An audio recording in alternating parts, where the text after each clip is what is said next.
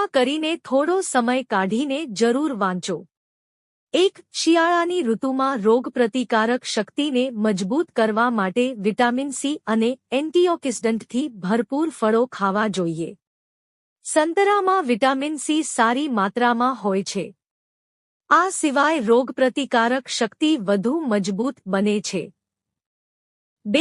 ચહેરા પરના ડાઘ દૂર કરવા માટે તમે તુલસીના પાનનો સહારો લઈ શકો છો અને તેમાં 3 થી 4 ટીપા લીંબુનો રસ નાખીને ચહેરા પર લગાવો। તેનાથી જલ્દી છુટકારો મળશે અને જો ડાર્ક સર્કલની સમસ્યા હોય તો તે પણ ઠીક થઈ જશે। 3. જો તમારી ત્વચા શુષ્ક અને તૈલી હોય તો હળદરમાં શક્તિશાળી એન્ટીઓક્સિડન્ટ તત્વો જોવા મળે છે જે ત્વચા પર ચમક લાવવામાં મદદ કરે છે। 1 કપ ચણાનો લોટ લો। હવે દૂધ અથવા પાણીની મદદથી તેની પેસ્ટ બનાવો અને જ્યારે તે શુષ્ક થઈ જાય ત્યારે તેનો ઉપયોગ દર 3 દિવસે કરો। 4. સરસવના તેલમાં હળદર અને મીઠું ભેળવીને પેસ્ટ તૈયાર કરો અને આ પેસ્ટને તમારા દાંત પર લગાવો। 5. જો તમે હંમેશા સ્વસ્થ અને બીમારીઓથી દૂર રહેવા માંગતા હોવ તો દરરોજ કસરત કરો। 6. આયુર્વેદમાં લસણને સાંધાના દુખાવા માટે અસરકારક ઉપાય માનવામાં આવે છે।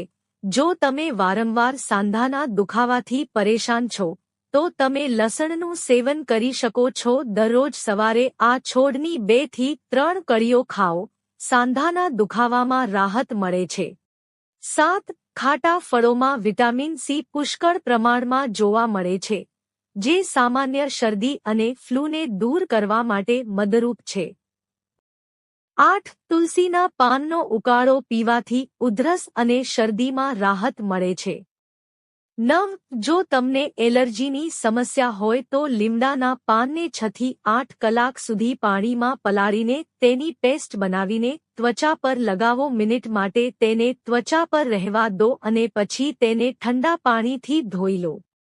10. જ્યાં કીડીઓ દેખાય છે તે જગ્યાએ લીંબુ નીચોવી લો અથવા લીંબુના હાલટાને પાણીમાં નાખી શકો છો। આ પાણી જમીન પર છાંટવાથી લીંબુની ગંધ કીડીઓ આવવાથી દૂર રહે અને ખાટી વસ્તુઓ કીડીઓને દૂર રાખે છે।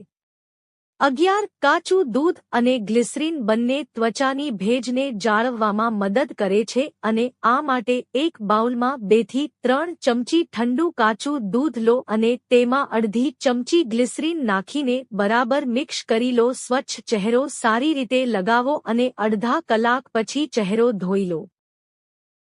12. જો તમને ભૂખ ન લાગે તો બળપૂર્વક ન ખાવું જોઈએ, તેના બદલે ફળોનું સેવન કરી શકાય છે।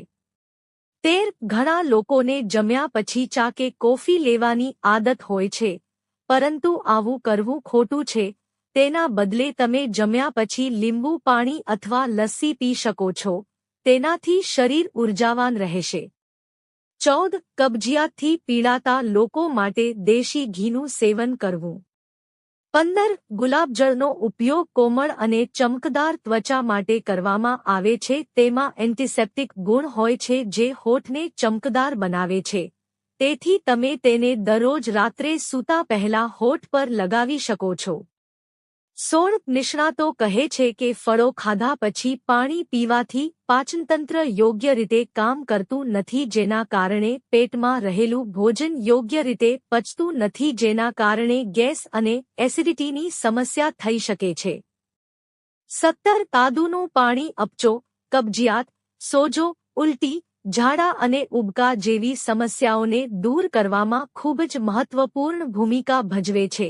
આ ઉપરાંત તે શરીરમાંથી ખરાબ કોલેસ્ટ્રોલને દૂર કરવામાં પણ મદદ કરે છે અને હાર્ટ એટેક અને સ્ટ્રોક જેવા રોગોનું જોખમ ઘટાડે છે। 18. શિયાળામાં ગોળ સાથે પલાળેલી મગફળીનું સેવન કરવાથી સાંધા અને કમરની સમસ્યામાં રાહત મળે છે। તેથી તે સંધિવા માટે ખૂબ જ ફાયદાકારક છે અને આપણી યાદશક્તિને તેજ બનાવે છે।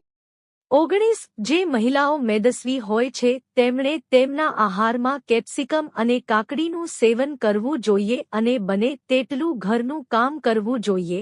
તેનાથી મેદસ્વીતા ઓછી કરવામાં મદદ મળશે। 20. હાઈ બીપીના કિસ્સામાં પિઝા, બર્ગર, નાસ્તો અને અથાણાં જેવી વસ્તુઓથી દૂર રહો અને ફક્ત ઘરે બનાવેલો ખોરાક જ ખાઓ. 21 જો તમને તમારા પેટમાં એસિડ બનવાની સમસ્યા છે, તો જમ્યા પછી તુલસીના કેટલાક પાન ચાવો અથવા તેને ગરમ પાણીમાં ઉમેરીને તેનું સેવન કરો.